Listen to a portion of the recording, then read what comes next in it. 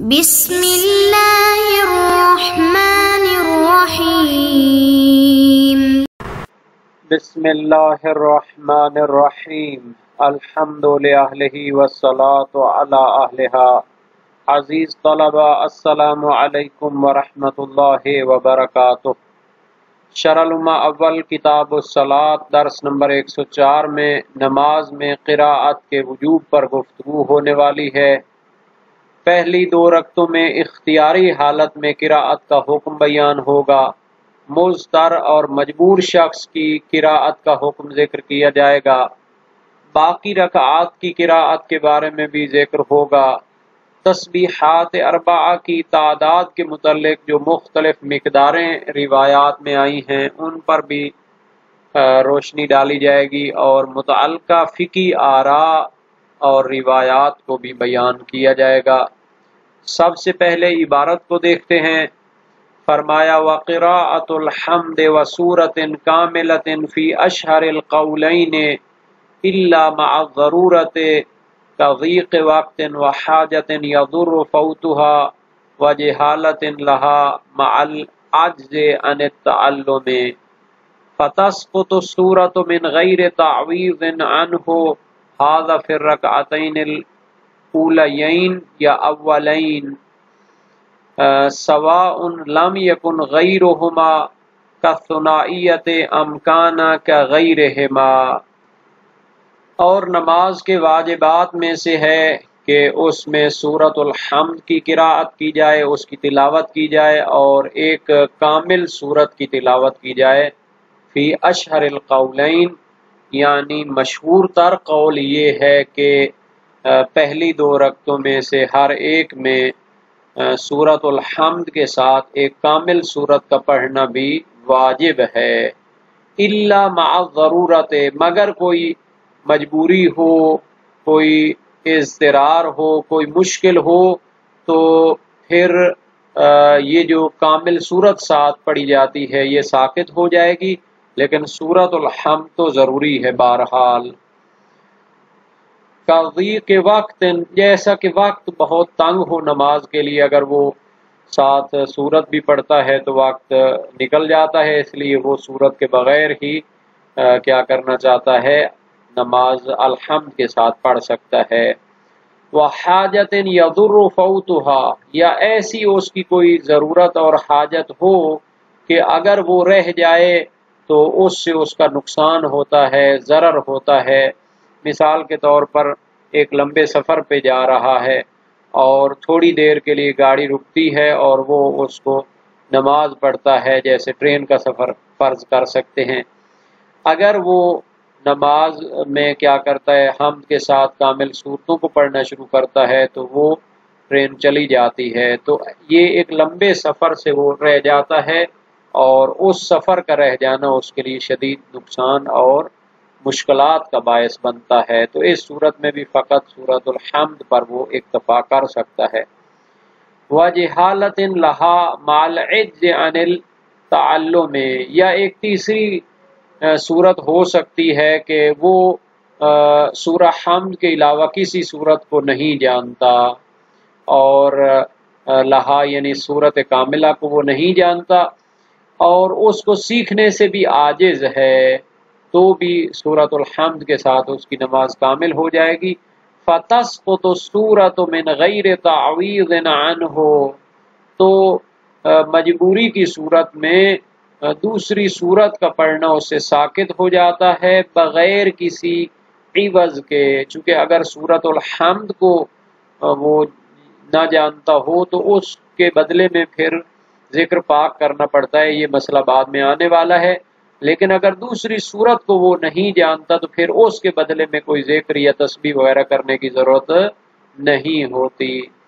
ھذا فی الرکعتین الاولیین، یہ پہلی 2 رکعتوں کی قراءت کا حکم ہے کہ اختیاری صورت میں سورۃ الحمد اور ایک سورت کامل پڑھنی چاہیے، اور اضطراری صورت میں حمد کے علاوہ جو صورت ہوتی ہے وہ معاف ہو سکتی ہے۔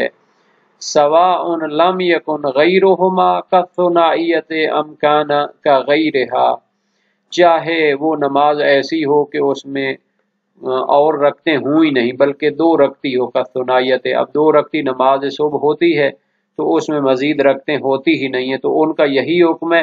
ام کان کغیرہا، یا پھر وہ کیا ہے اس کی دوسری رکھتیں بھی موجود ہوں.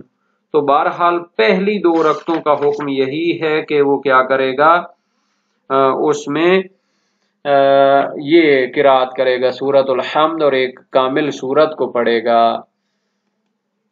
وَيُجْزِي فِي غَيْرِهِمَا مِنَ الرَّكْعَاتِ الْحَمْدُ وَحْدَهَا أَوِ التَّسْبِيحُ بِالْأَرْبَعِ الْمَشْهُورَةِ أَرْبَعًا بِأَنْ يَقُولَهَا مَرَّةً أَوْ تِسْعًا بِإِسْقَاطِ التَّكْبِيرِ مِنَ الثَّلَاثِ عَلَى مَا دَلَّتْ عَلَيْهِ رِوَایَةُ حَرِیز. پہلی 2 رکعتوں میں قراءت کے لیے جو حکم تھا اس پر بحث ہو چکی ہے کہ سورہ حمد کے ساتھ ایک پوری سورت پڑھنی ہے، لیکن 2 رکعتوں کے بعد والی جو صورتیں ہوتی ہیں اس میں فقط ایک سورۃ الحمد ہی کافی ہے. اوت تسبیح ہو، یا سورہ حمد کی بجائے تسبیحات 4 مشہورہ پڑھ لیں. اربعن بان یقولہا مرتن، یعنی مشہور جو تسبیحات 4 ہیں اس کو 1 مرتبہ پڑھے گا تو وہ 4 تسبیحیں ہوں گی. او تسعن باسقاط التکبیر من الثلاث، یا پھر 9 تسبیحاں پڑھ لے. وہ کیسے بنے گی کہ یہ جو تسبیحات 4 میں سے پہلی 3 ہوتی ہیں ان کو پڑھے گا اور آخر سے تکبیر کو حذف کر دے گا، تو 3 کو 3 سے ضرب دیں تو وہ 9 تسبیحیں بنے گی. علی ما دلت علیہ روایت حریز، اس پر حریز بن عبداللہ سجستانی کی روایت دلالت کرتی ہے. او عشرن باثبات ہی فی الاخیرت، یا پھر تسبیحات کو 10 گنا وہ پڑھے بے اثبات ہی فی الاخیرت، پہلے 2 مرتبہ وہ پہلی جو 3 تسبیحیں ہوتی ہیں ان کو 2 مرتبہ پڑھے تو وہ 6 ہو جائیں گی، اور آخر میں تسبیحات 4 مکمل پڑھے، یعنی اس کی تکبیر کو بھی ساتھ شامل کرے.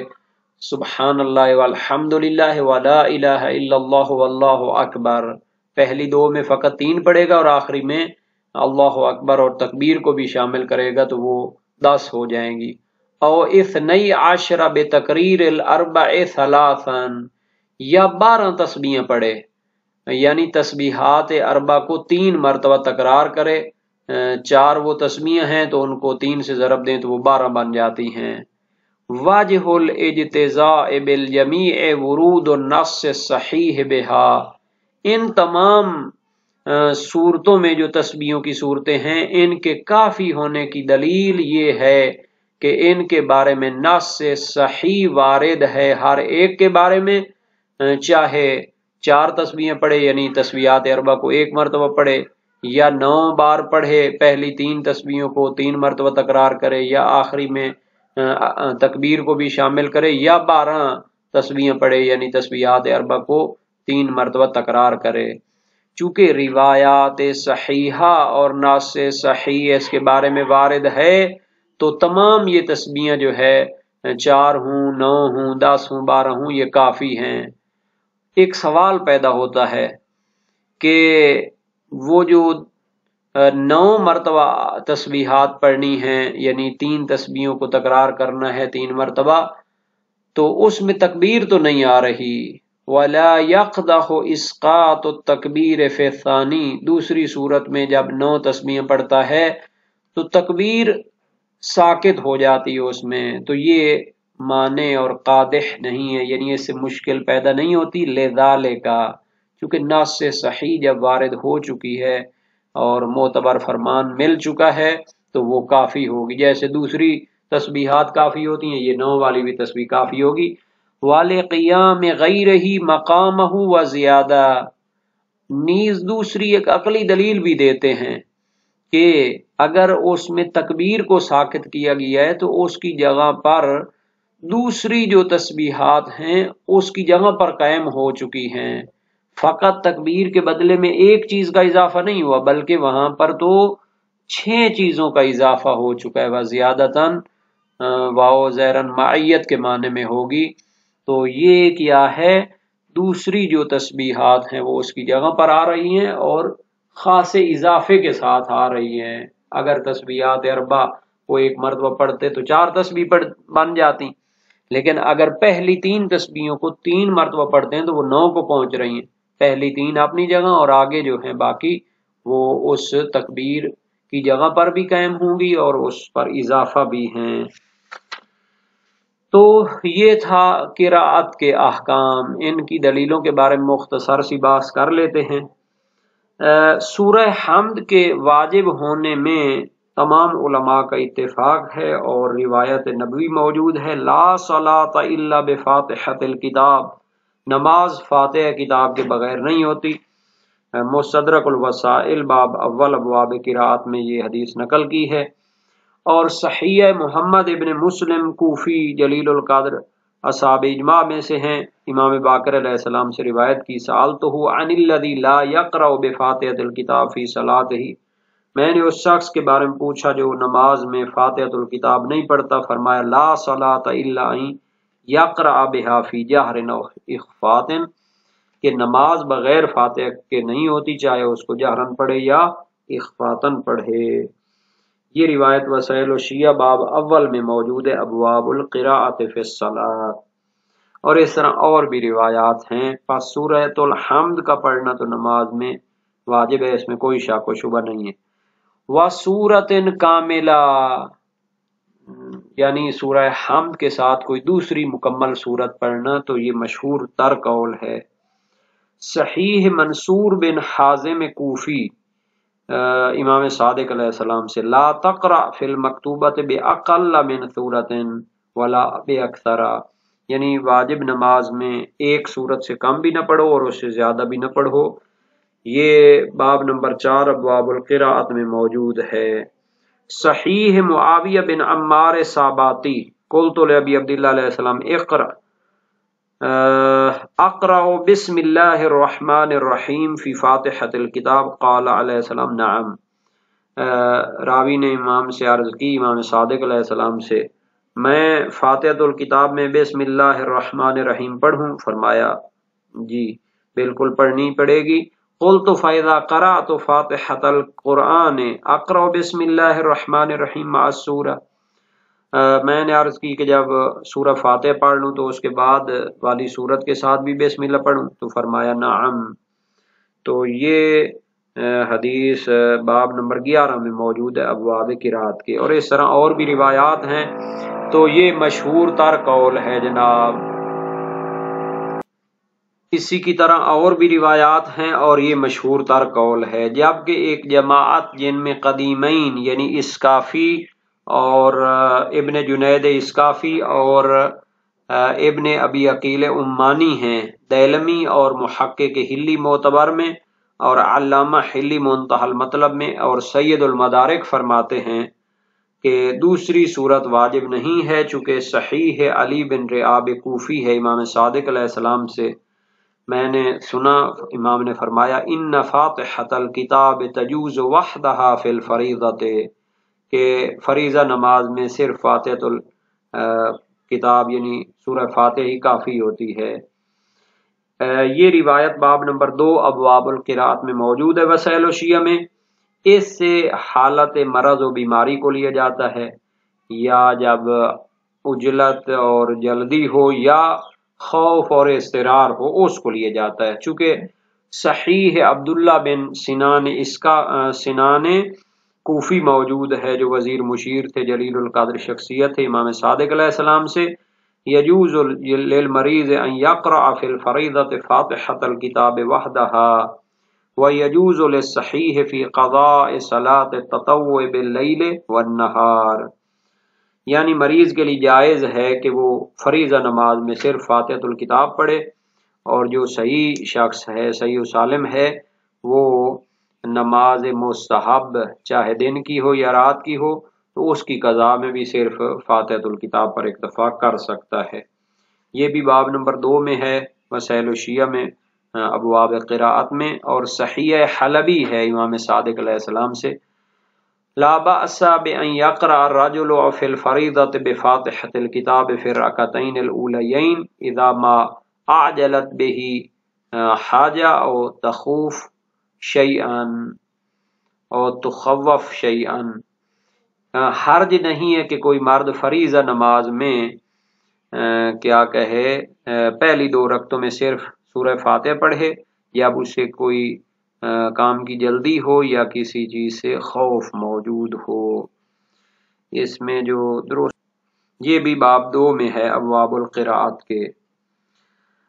اور جن روایات میں موجود ہے کہ پہلی رکعتوں میں وہ آدھی سورت بھی پڑھ سکتا ہے، سورت کا کچھ حصہ بھی پڑھ سکتا ہے، تو اس سے یقیناً تقیہ مراد ہے، چونکہ وہ عامہ کے موافق ہے۔ تو یہ جو فرمایا تھا کہ بغیر عوض لائے سورہ کاملہ جب ضرورت کے تحت چھوڑی جائے تو اس کے بدلے میں کوئی عوض وغیرہ لانے کی ضرورت نہیں ہوتی، لیکن اگر سورۃ الحمد آتی ہو تو اس کے لیے پھر عوض لانا پڑتا ہے۔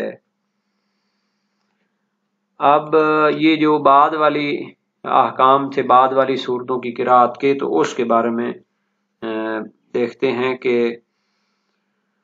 اس میں کوئی اختلاف نہیں ہے کہ یہ جو تسبیحات اربعہ ہوتی ہیں یہ بھی آخری 2 صورتوں میں کافی ہوتی ہیں، لیکن اس سے پہلے یہ جو تھا کہ وہ فقط حمد پر بھی اکتفا کر سکتا ہے یا تسبیحات پر بھی اکتفا کر سکتا ہے، تو اس میں ایک تو کوئی اختلاف نہیں ہے، اور دوسرا روایات بھی موجود ہے۔ موثق ہے عمر بن حنظلہ کوفی ہے امام صادق علیہ السلام سے، عن الرکعتین الاخیرتین ما اصنع فیہما، امام نے فرمایا ان شئت فقرأ فاتحۃ الکتاب وان شئت فاذکر اللہ فہو سواء، میں آخری 2 رکعتوں میں کیا کروں؟ فرمایا اگر چاہو تو سورہ فاتحہ پڑھو، چاہو تو ذکر خدا کرو، دونوں برابر ہیں۔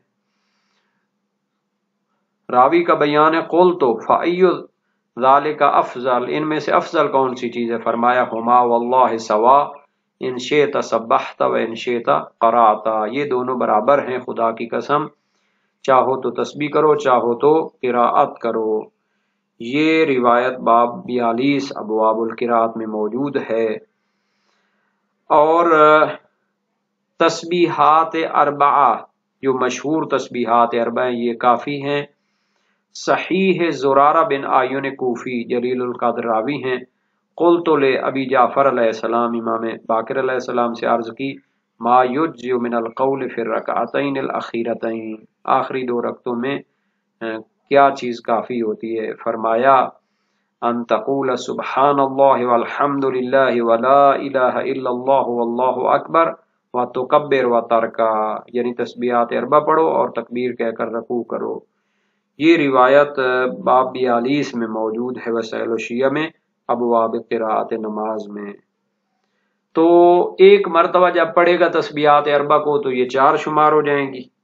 تو یہ منسوب ہے شیخین، شیخ مفید اور شیخ توسی فاضلین، محقق حلی اور علامہ حلی کی طرف، شہیدین شہید اول و ثانی، اور ایک جماعت کی طرف، اور اسے اشہر اور اکثر کی طرف بھی نسبت دی گئی ہے، اور اس کی دلیل وہی صحیح زرارہ ہے جو ابھی بیان ہوئی ہے۔ اور 9 مرتبہ کے کافی ہونے کی دلیل کیا ہے جناب؟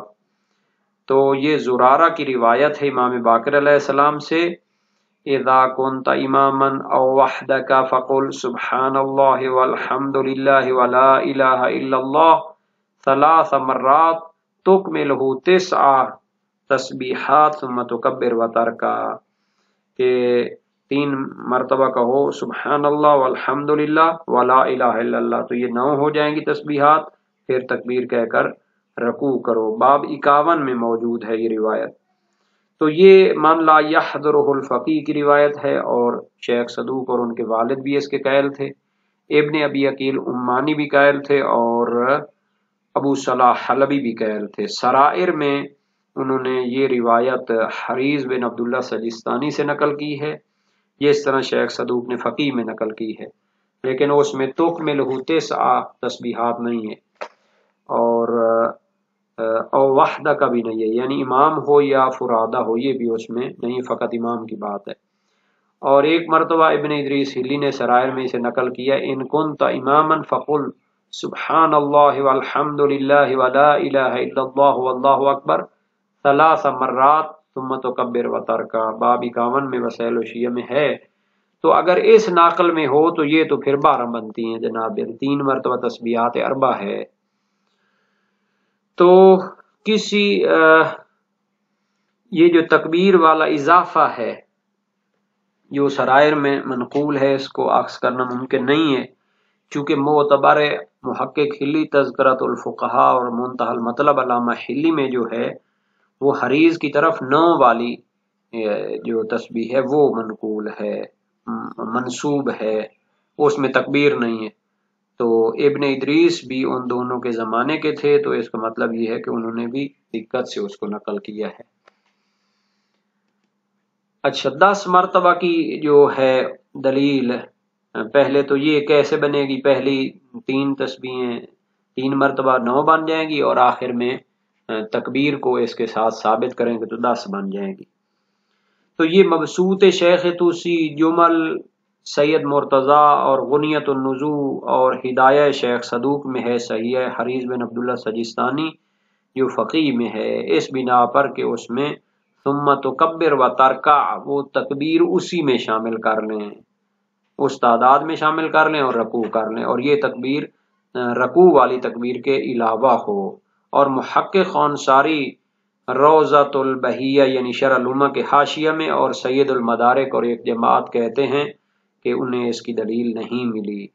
اور 12 کے کافی ہونے کی جو دلیل ہے وہ جناب خبر رجا بن ابی زحاق ہے کہ وہ امام رضا علیہ السلام کے ساتھ مدینہ سے مرو تک آئے، تو امام علیہ السلام آخری 2 رکعتوں میں سبحان اللہ والحمد للہ ولا الہ الا اللہ واللہ اکبر 3 مرتبہ کہتے اور پھر تکبیر کہہ کے رکوع میں جاتے تھے. باب 42 میں یہ روایت موجود ہے. شیخ طوسی نہایہ میں اور شہید اول اپنی بیان میں اور ایک جماعت بھی اس کے قائل ہیں.